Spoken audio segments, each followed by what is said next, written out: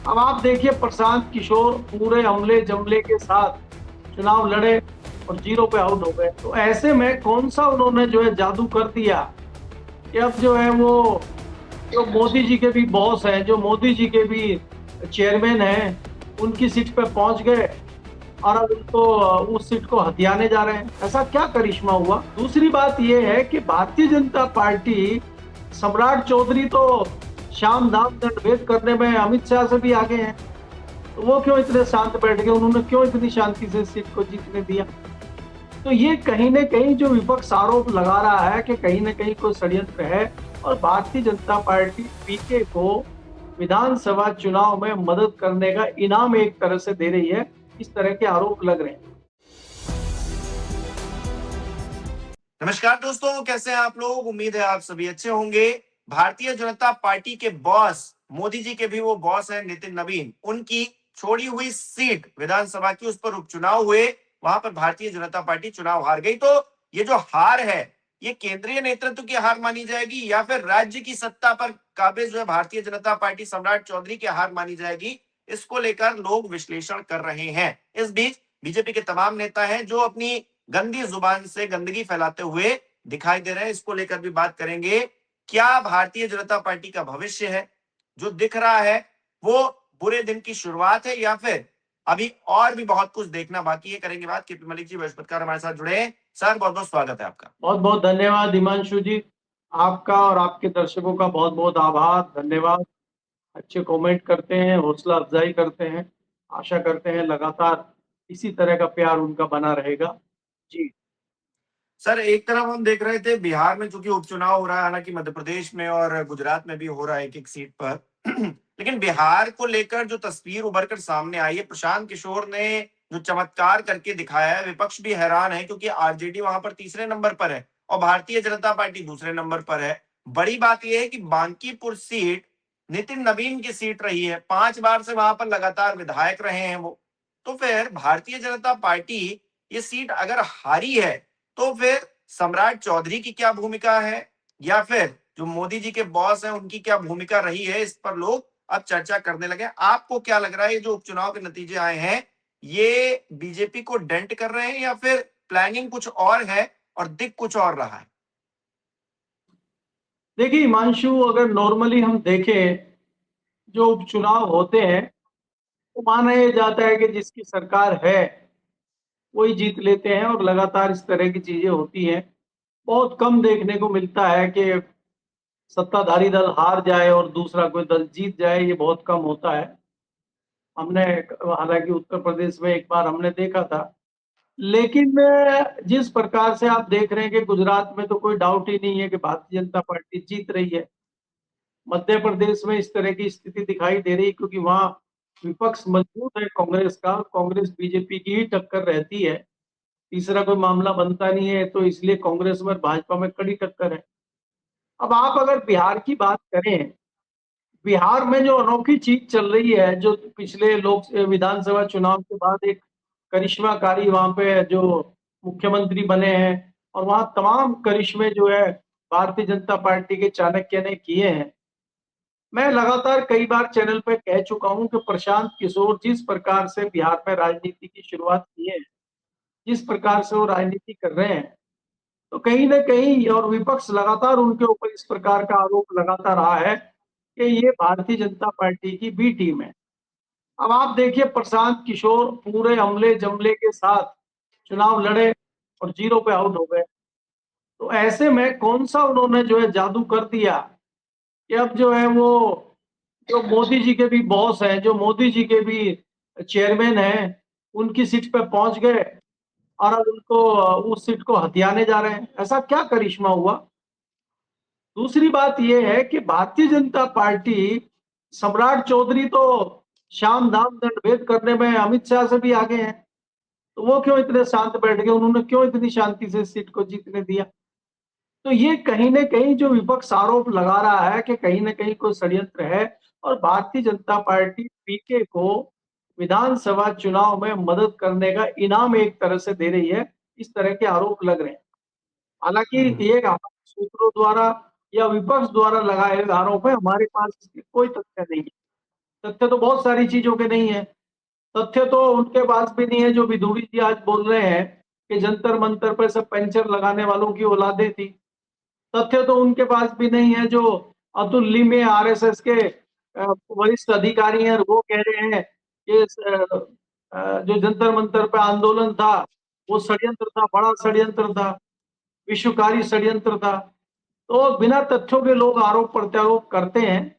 लेकिन ये जिस तरह की चर्चाएं चल रही है और सिम्टम जिस प्रकार के दिख रहे हैं, भाई आपको लगता है भारतीय जनता पार्टी किसी, वो तो एक एक सीट का ध्यान रखती है, वो तो सब कुछ लगा देती है अपना।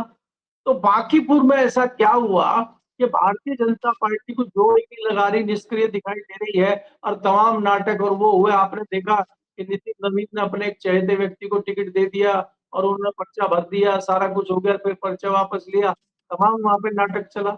इसके पीछे क्या षड्यंत्र था, तो इसका भी विश्लेषण होना जरूरी है। तो ये सारी चीजें उस तरह से होती हैं जो हमें साफ साफ कई बार दिखाई नहीं देती हैं, लेकिन तस्वीरें बता देती हैं, बॉडी लैंग्वेज बता देती हैं, हालात बता देते हैं।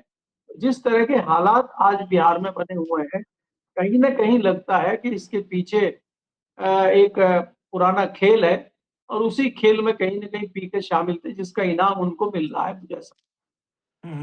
अच्छा, इनाम मिल भी रहा है, तो भी इनाम तो चलिए मिल गया। अब आगे की रणनीति क्या हो सकती है? विपक्ष की भी और प्रशांत किशोर की भी, क्योंकि कुछ लोग कह रहे हैं कि प्रशांत किशोर वो दिल्ली वाले केजरीवाल की तरह जो है बिहार में छाने वाले हैं और उनका अभी मैं एक लाइव भी कर रहा था उसमें जो उनके समर्थक हैं वो कह रहे हैं कि इनको तो प्रधानमंत्री बनाना है, कोई कह रहा है मुख्यमंत्री बनाना है और बीजेपी तरफ लड्डू बँट रहे थे, हालाँकि अब वो लड्डू तो जो है जनसुराज वाले खाएँगे। लेकिन जो परिस्थितियां हैं उससे आगे क्या देखा जाए सर?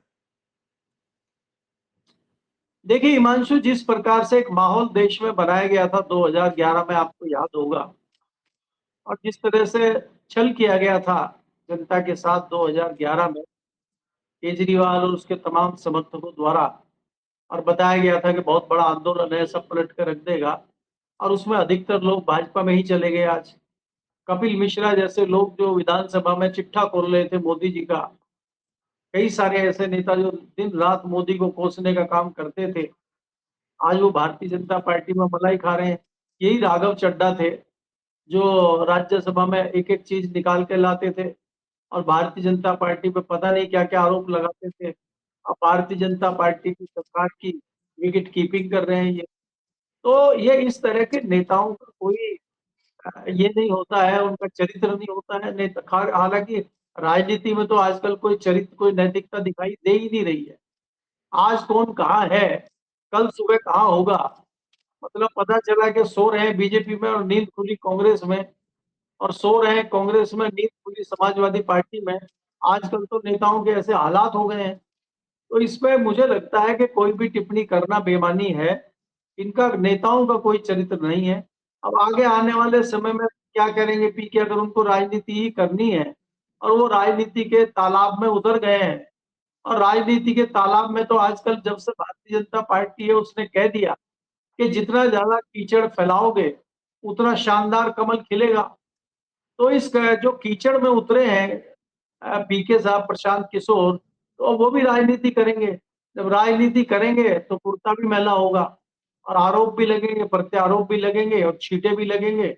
अगर आप ये सब सहन करने के लिए तैयार हैं तो राजनीति की जाजम आपके लिए बिछी हुई है, और आइए अब जाजम को लीजिए और चौके छक्के मारिए और मजे लीजिए जिंदगी के। इसीलिए तो आए हैं। ये जनता, अगर किसी के दिमाग में फितूर हो और किसी के दिमाग में गलतफहमी हो, ये जनता का भला करने आए हैं, बिहार की जनता में बम बम हो जाएगा, ऐसा कुछ होने नहीं जा रहा है। बिहार की जनता तो बम बम नीतीश कुमार के नेतृत्व में बता रही थी होगी, लेकिन हो गया, नीतीश कुमार को निकल लिए। अब बिहार की जनता कह रही हमने तो इनको समर्थन दिया ही नहीं था। इनको जो सम्राट चौधरी। अध्यक्ष, तो इसीलिए चौधरी साहब को तो उन्होंने समर्थन दिया नहीं था ना मुख्यमंत्री बनाने के लिए।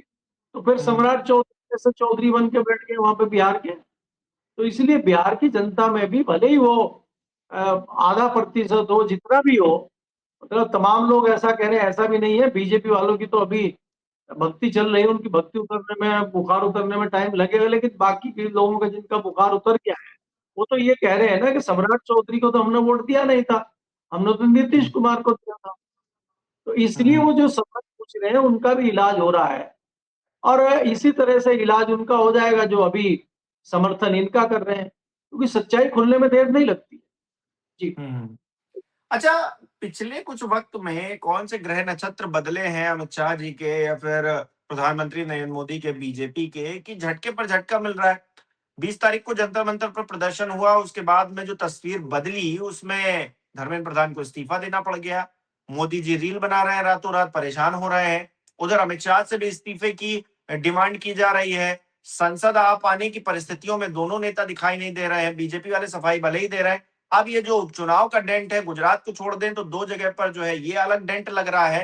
तो बीजेपी के अच्छे दिन जो चल रहे थे, जनता के तो खैर कभी आए नहीं, लेकिन बीजेपी के जो अच्छे दिन चल रहे थे, क्या अब वो भी बुरे दिन में तब्दील हो गए हैं? क्या मतलब चीजें चेंज हो रही हैं क्या?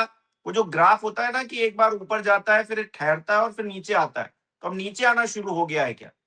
मतलब हर मोर्चे पर हम देख रहे हैं। देखिए हिमांशु, आपको ये देखना होगा, अगर कोई चीज का ग्राफ से ही इसको अगर आप लें, या मैं कहता हूँ कोई चीज बहुत तेजी से बढ़ती है तो उतनी तेजी से नीचे आती हम्म, है। जितनी तेजी से किसी शेयर का ग्राफ ऊपर जाता है, वो डबल तेजी से नीचे गिरता है।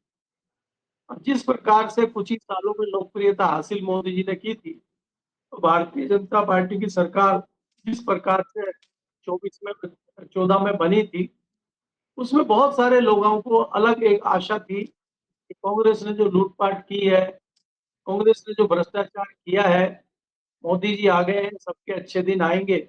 सबसे पहले तो 15-15 लाख की उम्मीद लोगों ने जगाई थी कि भाई 15 लाख उनके अकाउंट में आएंगे, चलो उनके नहीं आएंगे, गरीब जनता के ही आ जाए। दूसरे लोगों ने कहा था कि पेट्रोल में जो आग लगी हुई है, 65-70 रुपया लीटर पेट्रोल बिक रहा है, अगर ये 30-40 रुपया पेट्रोल हो जाएगा, एक बड़ी राहत जनता को होगी। तो जनता को बहुत सारी उम्मीदें थी। दूसरा ये था जो भ्रष्टाचारी है वो जेल जाएंगे, जेल में चक्की पीसेंगे। तो आपने सब चीजों पे नाउम्मीदी दिखाई है। एक भी उम्मीद जनता की पूरी नहीं हुई है पिछले 12-14 साल में। अब जनता परेशान हो चुकी है, अब जनता अब इनकी विदाई चाहती है। धीरे धीरे चीजें खुलती जा रही हैं। अब आपने देखा कि जो षड्यंत्र रचा गया था कोल घोटाले का, और प्रधानमंत्री मनमोहन सिंह के ऊपर जो है आरोप प्रत्यारोप लगे थे, वो भी बरी हो गए उसमें। उनको बताया गया कि जांच में कुछ निकला नहीं है, तो क्या उनके खिलाफ कोई षड्यंत्र रचा गया था? तो जनता कहीं ना कहीं ये सारी चीजें समझ गई है। दूसरी चीजें ऐसी हैं जो आपको पारदर्शिता के हिसाब से शीशे की तरह साफ दिख रही हैं, लेकिन आप बेशर्म लोग हैं, इसलिए आपको फर्क नहीं पड़ता। अब आप बताइए कि मंदिर में चंदा चोरी हो रही है, मंदिर में डकैती हो रही है, ये तो सबको दिख रही है, ये तो आप ही के लोग कह रहे हैं। भाई ये कोई घोटाला समाजवादी पार्टी या कांग्रेस ने तो उजागर किया नहीं है, ये तो आप ही के लोगों ने कहा है। ये तो नपेंद्र मिश्रा जी ने डकैती भी हमें बताया, हम तो चढ़ावा चोरी समझ रहे थे कि जो चढ़ावा चढ़ा उसमें से किसी ने कोई कर्मचारी ने चोरी कर ली। लेकिन वो नपेंद्र मिश्रा जी ने कहा अरे कहाँ आपसे ये चोरी वोरी की बात कर रहे हैं, वहां तो डकैती चल रही है। डकैती चल रही है, तो डकैती किसके नेतृत्व में चल रही है? ट्रस्ट किसके पास है? विश्व हिंदू परिषद के पास। तो विश्व हिंदू परिषद अगर डकैती डाल रहा है, तो फिर तो भाजपा और आरएसएस दोनों फंस रही है। तो जब आपकी स्थिति ये आ गई है कि दूसरे को किसी को आरोप लगाने की जरूरत ही नहीं है, अंदर से ही आरोप प्रत्यारोप का दौर शुरू हो गया है, तो अब तस्वीर साफ हो गई है, इसलिए विदाई के रास्ते आपके खुल रहे हैं। दूसरा, अगर आप देखेंगे कि जिस प्रकार से आप हौसलेबाजी और हर चीज को ढक रहे थे, हर गंदगी को ढक रहे थे, वो दिखनी शुरू हो गई। भारतीय जनता पार्टी के नेता, उनके परिवार जिस प्रकार से ढोंग की राजनीति कर रहे थे, बोलते कुछ थे करते कुछ थे, तो उनके बच्चों ने आगे बता दिया है कि अब ये नहीं चलेगा। भारतीय जनता पार्टी के कई नेताओं के लड़कियां लड़के युवा जो बाहर निकल के आए हैं, और उन्होंने भारतीय जनता पार्टी की, नरेंद्र मोदी की नीतियों का जो विरोध किया है, वो जताता है कि भारतीय जनता पार्टी के बुरे दिन शुरू हो गए। हम्म, इसीलिए, और ये चीज इनको भी पता है, इसीलिए देखिए, आप दुर्भाग्य देखिए इनका कि हाउस का सामना नहीं कर पा रहे हैं। हमें लगा था फ्राइडे को कि 2 दिन का समय इनको मिल गया है, फ्राइडे को भी अर्ली हाउस एडजन हो गया था। सैटरडे संडे 2 दिन इनको मिल गया, कोई इंतजाम करेंगे, कोई पढ़ लिख के आएंगे, विपक्ष के जवाब देने का कुछ हथियार ढूंढेंगे, कुछ नहीं कर पाए। Time time fix. आज भी हाउस एडजन लगातार हो रहा है, तो हिम्मत ही नहीं हो रही आने की। इतने क्यों डरे हुए हैं? ये तो बड़े पहलवान थे, ये तो बहुत बड़े जो है चाणक्य माना जाता था इनको। तो प्रधानमंत्री जी तो कहते थे इनका 56 इंच का सीना है। क्या हुआ इन सबको? क्यों नहीं आ रहे हैं ये लोकसभा के पटल पे? क्यों नहीं जवाब दे पा रहे हैं? तो इसलिए मैं आपको कह रहा हूं कि अब अच्छे दिन तो भूल जाइए, अब बुरे दिन कैसे कटेंगे इस पर विचार इनको करना चाहिए।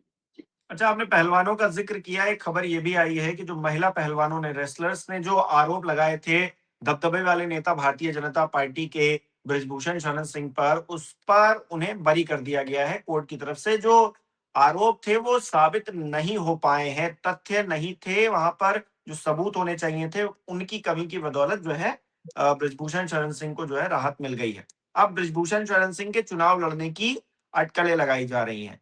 भारतीय जनता पार्टी जो इतने वक्त से सब कुछ नेगेटिव नेगेटिव देख रही थी, क्या ये एक पॉजिटिव संकेत है? और चुनाव से पहले ऐसा होना क्या कुछ असर डालेगा चुनाव पे? बृजभूषण शरण सिंह की राजनीति अब क्या आप देख रहे हैं, किस तरफ देख रहे हैं? नहीं हिमांशु, देखिए ये कोई बहुत ज्यादा असर भारतीय जनता पार्टी पे डालेगा या किसी और पे डालेगा उसका कोई फर्क नहीं है। लेकिन हाँ, ब्रजभूषण शरण सिंह को इसका फायदा मिलेगा कि वो चुनाव लड़ेंगे, अपने क्षेत्र में उनको फायदा होगा, वो खुल के चुनाव लड़ सकते हैं। पहले उनके ऊपर कानूनी बंदिशें थी, वो कानूनी बंदिशें हट गई हैं। दूसरी बात यह है कि हमें ये भी देखना चाहिए कि भारतीय जनता पार्टी ने जिस प्रकार से उनको इतने दिन से इग्नोर किया था, और जिस प्रकार से मंदिर वाला मामला हो या दूसरा मामला हो उसको बोलते हुए नजर आए थे, और बीच में इस तरह के इंडिकेशन आए थे कि उनकी नजदीकियां समाजवादी पार्टी प्रमुख अखिलेश यादव के साथ बढ़ती हुई दिख रही हैं।